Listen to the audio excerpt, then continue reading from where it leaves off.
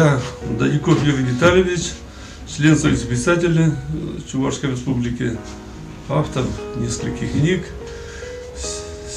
внук фронтовиков, у меня и по отцу дедушка Ефим Николаевич Дадюков и дедушка по матери Кириллов Николай Андреевич.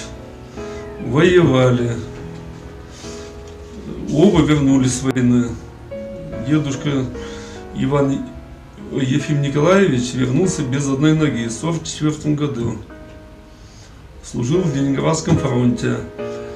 Ну, фронтовые раны с орденом Красной Звезды он поймал языка. Ну, при наступлении он без ног на мине подорвался. А дедушка по матери Николай Андреевич Кириллов был артиллеристом. Первый дедушка был в пехоте, а это был артиллеристом.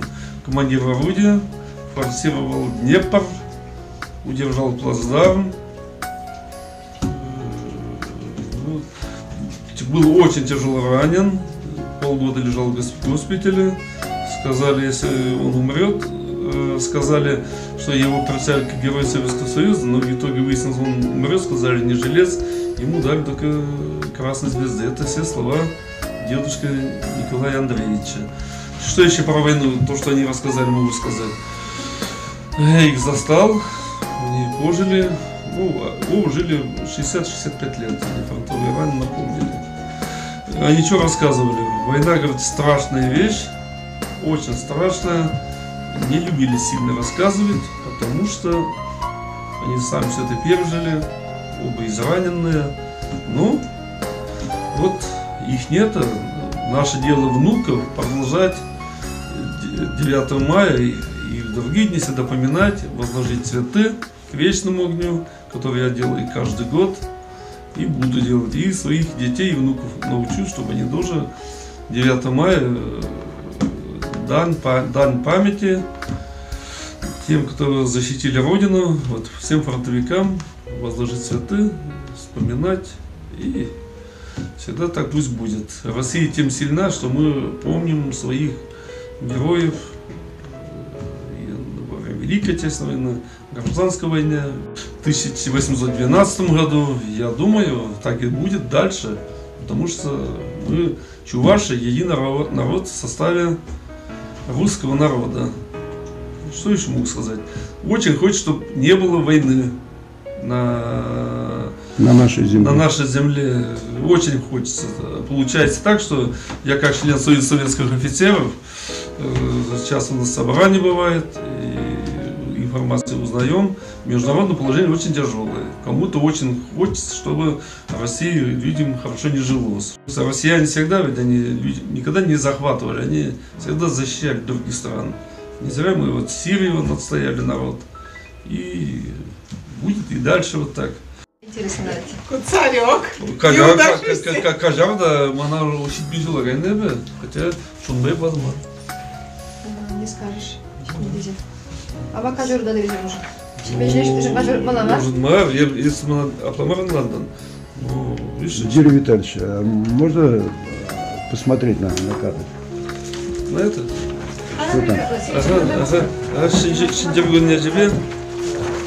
И вот это тоже. Покажу.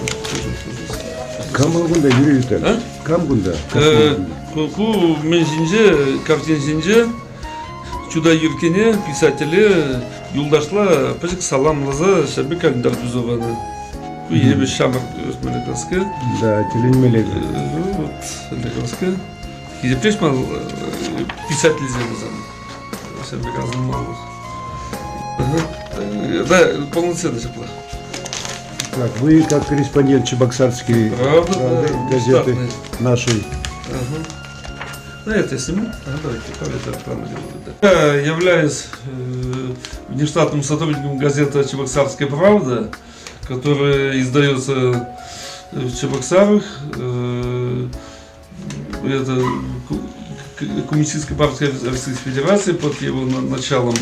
И что могу сказать? Эта газета пишет чистая правда, еще раз правда, как тяжело живется рабочему классу у нас в России, крестьянам. Ну и хорошо живется, естественно, кому-то плохо живется, а другим хорошо живется хорошо олигархам, капиталистам, которые наворовали, ну и бизнесменам, которые купли-продай занимаются. Ну а что, такая газета очень нужна, Чебоксарская правда. Я считаю, надо его, если человек он передовой, мыслит, работает, живет, он должен эту газету читать. Ну, я думаю, коммунистическая партия один самый справедливый остался. Да, в свое время, как сказал Путин, сами виноваты, потеряли свои власти, это, но ничто не вечно под луной. Коммунистическая правда все равно должен победить капиталистическое зло, я это верю. Потому что нас, бедных, больше, чем олигархов. Потому что простой народ должен, кучка людей... То есть мы не должны так жить? Да, мы не должны так жить. Я как член Союза писателей уже больше 10 лет, Михаила Николаевича, в Союзе состою. Народ перестал читать. И насчет книг, вот издаем на свои деньги, и невозможно, даже вот если подаришь, они не готовы читать. Что там говорит? Кто-то может читать, наверное. Не совсем так. Михаил Николаевич, я сейчас что-то смотрю. Но люди... Я скажу. Да, Михаил, давай. Народ не Не хочет не читать. совсем это. Народ хочет читать, но купить книги нет денег. Нет денег. Вместо этого хлеб купить, черный хлеб или книгу. Конечно, черный хлеб дети просят. Вчера я на даче был, один, значит, заехал на машине и ищет железо, чтобы сдать как макулатуру. С ним разговаривал, цыган, оказывается, двое детей. И он говорит, целый день пытаюсь хотя бы 100-200 рублей заработать, чтобы кормить двое детей. Они же дети, говорит, не спрашивают, папа, у тебя деньги есть или нет? Они спрашивают, папа, дай кушать. Вот в таком положении мы. И именно я, Юра, видел много людей, которые бы, ой, у меня денег нет. Только, да, с удовольствием бы читали. И меня поражает больше всего то, что в библиотеках этих новых книг нет. И государство не закупает, ни Министерство культуры не закупает, ни Министерство просвещения. Вот мы собираемся сейчас выехать в деревню, откуда моя бабушка по линии матери, Кугамай. И вот директор мне разговаривал, вот мы подарим вам книги, какие у вас книги есть. Мы нашли всего 2 книги. Вот, Юра, представишь, более 300 книг я издал. Из них в школе, большой школе, всего 2 книги мои. Да, вот новость. Это потому что не закупает министерство. Это в Батырском районе. В Батырском районе, в моем родном районе. Удивительно. Был министром культуры, вот эта женщина, министром просвещения многие годы. Я говорю, вот, ну, может, наверное, для школ может. Денег нет, только это было слово. Ничем она не занималась. И вот однажды министр, вот какие чиновники, министр, это представитель Совета Министров, русская женщина была, я с ним разговаривал, вызвал министра культуры и говорит, почему не закупаете книги для библиотек? Так говорит, книг нет, это денег нет. Она говорит, если деньги нет, почему ко мне не обращаетесь? Вместе пойдем к министру финансов и попросим. Вот, чиновники не хотят работать. И они только то, что сверху сказано, только это и делают. Они не понимают, как живут народ. Между жизнью, между простыми людьми и ими вот такая огромная разница. А зато, Михаил Николаевич, какой хороший праздник у нас здесь Чебоксаров устраивает. День. Союзу писателей Какие праздники? и 2-3 Чувашскому дня. общественному культурному центру уже сколько лет уже ни копейки правительству ничем не помогает. Вот сейчас, значит, прислали, значит, подают в суд искали за то, что жилкомсервис, значит, требует с нас 47 476 рублей за то, будто бы, что они содержат наше вот это офис. Хотя они ничего не сделали. Ничего не сделали. Вот ихняя работа.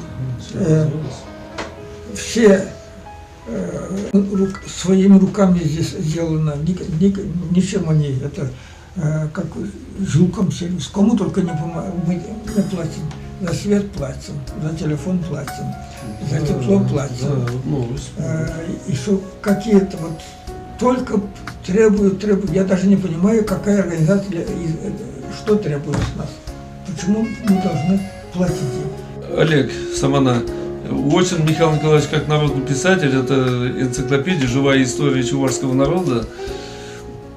Впереди нас ждет только великое прошлое, а великого будущего не будет. А вот так быть свадебным генералом, по 3 дня народ поить, угощать, культура, танцевать, это нужно, но на него такие деньги выкидывает Министерство культуры, что на такие деньги столько библиотек можно было книгами обеспечить, помогать молодым подрастающим поколению издавать книги, но они идут своим путем, похоже, которые... Сейчас вот Дом дружбы народов открыли. Да, дружба народов она нужна. Ведь автономия создана прежде всего для поддержки коренного народа, чтобы для поддержки культуры коренного народа. Сейчас все деньги уходят на поддержку здания, вот, на ремонт, прочее, а для поддержки Союза писателей Чувашской Республики нет ни копейки. Для поддержки Чувашского общественного культурного центра нет ни копейки. И, конечно, если мы также будем жить через несколько лет, через лет 10, 15, 20, мы будем говорить уже чувашскую литературу, когда-то была, и теперь уже нет. А то, что издают, скажем, пенсионеры, это не литература, это ведь, так сказать... Крик души. Последний, да. Крик души, или это уже воспоминания, прочее. Это не настоящая литература. Настоящая литература создается только людьми, профессионалами. После нас кто останется? Молодых, кто, скажем, по-настоящему хочет стать писателем. Нет никого уже. Никого, потому что я себя уже считаю человеком уже ненужным нашему обществу, народу, получается, я не нужен, если мои книги лежат, не закупают, если Союз писателей не поддерживается правительством. Ведь веками писатели, как создатели ценностей нации, поддерживались властями, веками. И в греческую эпоху, и в римскую эпоху всегда было цари, императоры, все поддерживали. А у нас ничего этого нет, особенно в нашей Чувашской республике. Именно Чувашской республике. В Татарстане Союз писателей Татарстана имеет прекрасное трехэтажное здание. Полностью поддерживается, работает 14 человек, получают зарплату от государства. Каждый юбилей писателя отдельным статьей, отдельными финансовой поддержкой обеспечивается. У нас ничего нет. Михаил Николаевич, даже в бедной Марийской республике нет финансового плана. Да, и там даже обстановка лучше, так, Михаил Николаевич? Там, да. Лучше. Это все зависит от Министерство культуры, прежде всего, от нашего чувашского. В первую очередь Министерство культуры. Но, как говорят, у чувашей везде нас надежда покидает последним. Вот пока Михаил Николаевич есть еще энтузиастов. Ну, чувашская литература. Нет уже. Уже нету, да, уже нет. Нет. Уже нет уже, да. Таких шедевров уже вряд ли может родиться.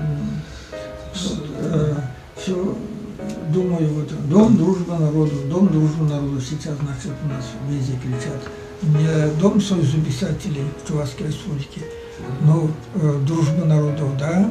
Вот что они, узбеки здесь живут, им выделяются деньги на празднование, на празднование, национальное празднование, которое Союз писателей проводит, денег нет.